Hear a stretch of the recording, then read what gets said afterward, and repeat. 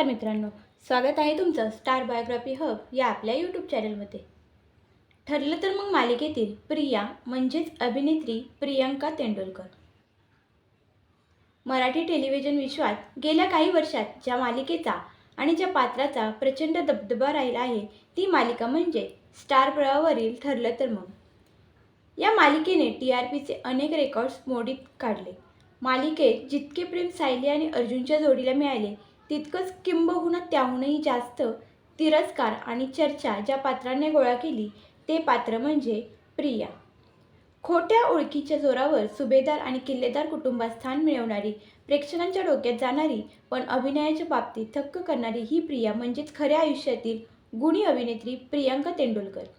एक खलनायिका म्हणून प्रेक्षकांचा द्वेष मिळवणे हेच तिच्या अभिनयाचे सर्वात मोठे यश आहे.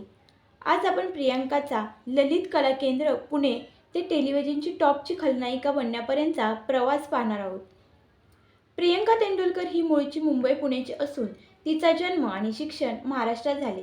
लहानपणापासूनच तिला अभिनयाची प्रचंड आवड होती. प्रियंकाचे अभिनयाचे रीतसर शिक्षण झाले आहे. तिने पुणे विद्यापीठाच्या नामांकित ललित कला केंद्र मधून नाट्यशास्त्राची पदवी घेतली. या शिक्षणामुळेच तिच्या अभिनयाचा पाया भक्कम झाला आणि तिला पात्रांचे बारकावे समजण्यास मदत झाली. ललित कला केंद्रामधून बाहेर पडल्यानंतर प्रियंकाने मराठी मनोरंजन विश्वात आपला संघर्ष सुरू केला. अनेकांना माहीत नसेल पण झी मराठीवरील गाजलेली मालिका दिल दोस्ती दुनियादारीसाठी सुद्धा प्रियंकाने ऑडिशन दिली होती. जरी तिथे तिची निवड झाली नसली तरी तिने आपले प्रयत्न सोडले नाहीत. ठरलं तर मग मधून घराघरात पोचण्यापूर्वी प्रियंकाने अनेक वेगवेगळ्या मालिकांमध्ये काम करून आपली ओळख निर्माण केली होती. झी युवा वाहिनीवरील प्रचंड गाजलेल्या फुलपाखरू या मालिकेत प्रियंकाने महत्त्वाची भूमिका साकारली होती. या मालिकेतील तिच्या कामाचे खूप कौतुक झाले आणि तरुणांमध्ये ती लोकप्रिय झाली. साथ दे तू मला स्टार प्रवाहावरील या मालिकेत प्रियंकाने मुख्य पात्रापैकी एक भूमिका साकारली. या मालिकेने तिला मराठी टेलिव्हिजनवर एक परिपक्व अभिनेत्री म्हणून प्रस्थापित केले. 2022च्या शेवटी सुरू झालेल्या ठरलं तर मग या मालिकेने प्रियंकाच्या कारकिर्दीला एक नवी आणि सर्वोच्च उंची दिली. तमिळ मालिका रोजाचा अधिकृत रिमेक असला तरी प्रियंकाने आपल्या ताकदीने प्रिया लोखंडे या पात्राला जिवंत केले. अनाथ आश्रमात वाढलेली सायली हीच खरी तन्वी रविराज किल्लेदार यांची मुलगी आहे हे सत्य लपवून प्रिया स्वतः तन्वी बनून किल्लेदार आणि सुभेदार यांच्या घरात प्रवेश करते. मालिकेत ती अश्विन सुभेदाराची बायको बनते आणि सुभेदार कुटुंबात सतत काही ना काही वाद आणि कट रचत राहते. खोटे बोलणे, कट रचणे, सायलीचा द्वेष करणे आणि स्वतःचे स्थान टिकवण्यासाठी कोणत्याही थराला जाणे ही प्रियाची वैशिष्ट्ये आहेत.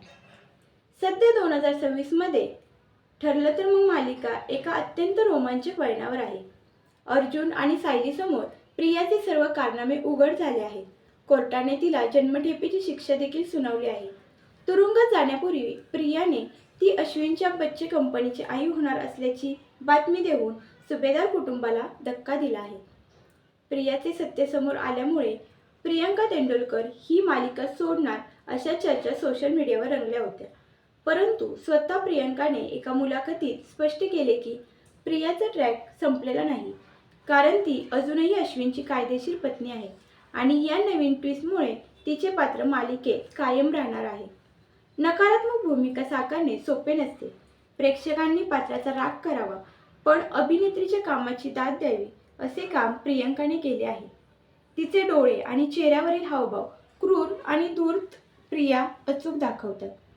पडद्यावर जरी ती सतत साडीत आणि नकारात्मक भूमिकेत दिसत असली तरी खऱ्या आयुष्यात प्रियंका अत्यंत ग्लॅमरस, आधुनिक आणि मनमोकळ्या स्वभावाची आहे. तिच्या सोशल मीडिया हँडल्सवर तिचे रील्स आणि फोटो चाहत्यांना खूप आवडतात. ललित कला केंद्रातून अभिनयाचे धडे गिरवून ते मराठी मनोरंजन सृष्टीतील सर्वात चर्चिलेल्या खलनायिकांपैकी एक बनण्यापर्यंतचा प्रियंका तेंडुलकरचा प्रवास अत्यंत प्रेरणादायी आहे. ठरलं तर मग मधील प्रिया म्हणून तिने उमटवलेला ठसा मराठी टेलिव्हिजनच्या इतिहासात नेहमीच लक्षात ठेवला जाईल. आगामी भागात तिच्या या पात्राला काय शिक्षा मिळते आणि काय वळण मिळते हे पाहणे उत्सुकतेचे ठरेल. व्हिडिओ आवडला असेल तर व्हिडिओला लाईक करा, शेअर करा, सबस्क्राईब करायला विसरू नका.